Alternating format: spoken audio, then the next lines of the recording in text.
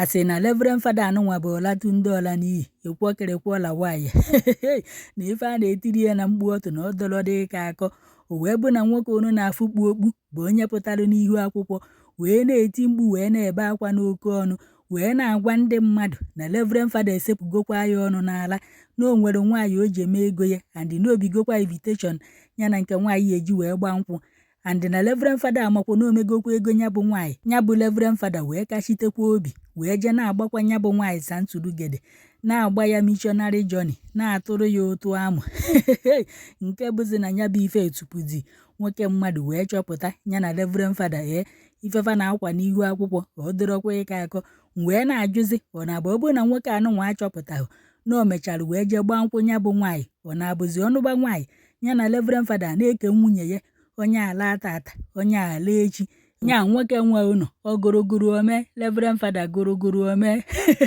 ewefa na-atụziri nwa mmadụ otu amụ ka atụgbuo ya bịakwanụ ka nkọrọ unu ka o si wee mee alejedirio anụta ka alaeze ọkwa ya bụ na ebze na-eme ọfụma nnụtakwọ nke a ka m bịa ka alụ ụnụ n'ọkwọ nke na-afịa n'ihu akwụkwọ na sọnsọ ntị m anyị anụkwa nya bụ ife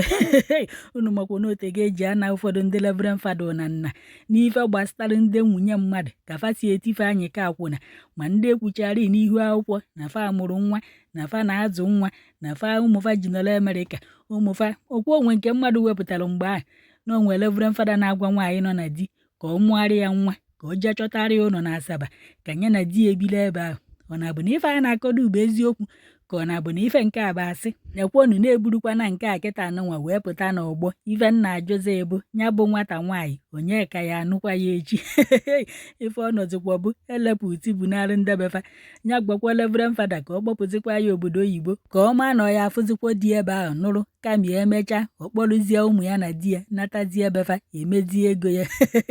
ma ọ bụkwa ma nke anụnwa ife a na-afịọ afa ya dị n'invitation a vileji Fada ebe anụnwa ọdọkwọ nke o nwere onye ka ya eti ebe a sị ka ya na Reverend Fada zọba ya bụ nwata nwaanyị azọba n'otu birigokwa anụ na nke ikpeazụ a o wee bụrụ na invitation kaadị fa abụrị n'Ọgọst 2nd 2025 ka nke nwoke anụnwa kwesịrị ịgba nkwụ nwunye ya afa nke nwoke anụnwa bụkwanụ Chibuike afa nke nwaanyị bụkwanụ Chidimma Okori ndepụzikwa n'anya unu ya afụkwanụ afa nna m onye ọrụ ngorogoro eme m onye nwe nwaanyị gorogoro ome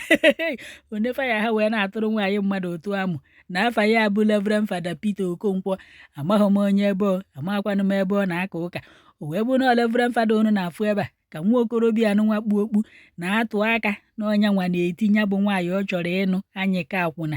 o wee bụ na o nwere edemede ya na nke nwaanyị dere mgbe nke nwoke anụnwa chọpụtara na ya bụ Reverend Fada na-atụrụ ya bụ nwaanyị otu amụ na ọ na-agba ya Santulugede na ọ na-achịnye ya ọkpa enu nke nwaanyị wee na-etiri ya mkpu ọtụ nwezi ike Reverend Fada rigoro na-asị ya ịnata oriri 1 ya abịa by 2 ka anyị gbaa Santulugede by 3 ọtọ gbuo m gbaa missionary journey ka anyị gụọ akwụkwọ nsọ ebe a sọsọfa ma ife na-eti na mkpu ọtụ ebe a na-ama akwụkwọ m kedu ka o si wee dị ka nke nwaanyị etiri nya bụ Reverend Fada mkpu ọtụ Yukaristia dị ngọzi mo ọla gbuo mo Reverend Fada mo ọtọ ụtọ mo Fada dị nsọ Fada ogbe amụ mo Fada ọtọ ụtọ mo Fada na-ata m efele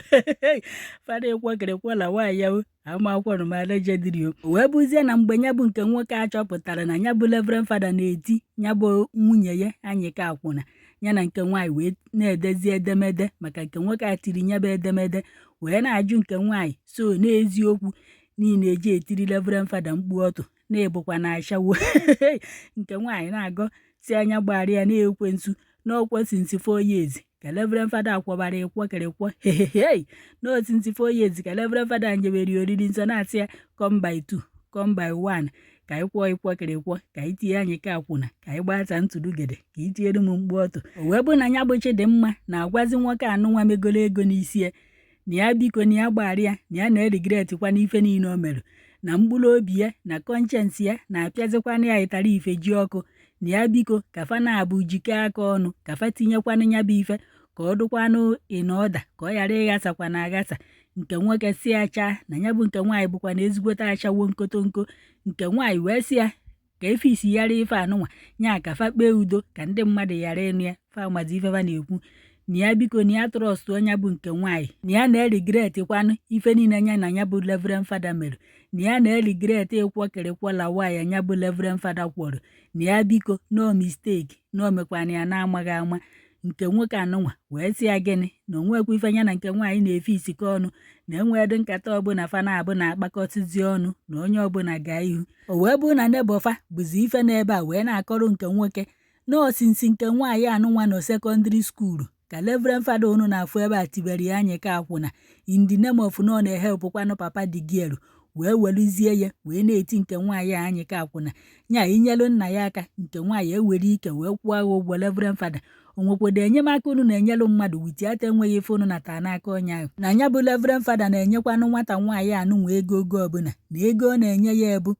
na ọ na-agbanye ya tantụrụgede, na ọ na-emere ya transfa, na o meghere ya akaụntụ na bankị na-etinyere ya ego, na mgbe ọbụla nke nwaanyị chọrọ ego onye ego Reverend Fada ewere ego nye nke nwaanyị na-aga agụ si nke nwoke na ụdị ife anụnwa adịghọ bifo nke nwoke wee gwa ya na Reverend Fada na-emere ya transfa. Nke nwaanyị wee sị ya na ohe oge ọbụla ka nya bụ Reverend Fada jikwana wee na-enye ya ego. Unu adịchọ na ọhọ nebo nke nwaanyị fa bụ ife je gwa nke nwoke a na Reverend Fada na-agba nwunye ya tantụrụgede.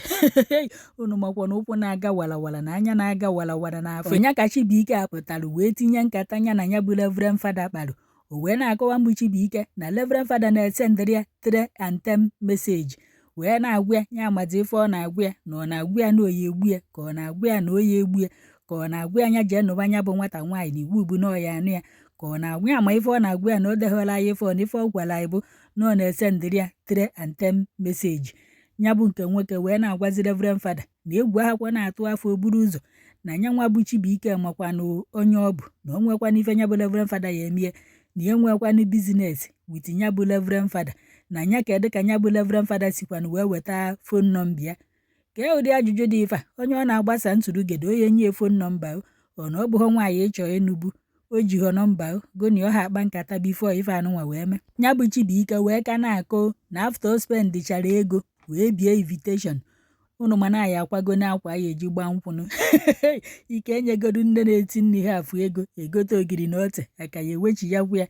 na ya spendigokwa na ego zicha frens ya na ọ ya adụkwanụ wee mee n'Ọgọst. Onya ka a na-akọwazi na ịkwọkịrịkwa agatakwa na nya bụ anụnwụ di na nwunye ọlatụ ndị ọla n'iyi na ọya sakwa na anụnwụ di na nwunye. Nya bụ Chibuike wee na-akọ kedu ife ọ ya agwa ndị be ezinụlọ ya na ndị niile ọ gwagoro na ọ na-agba nkwụ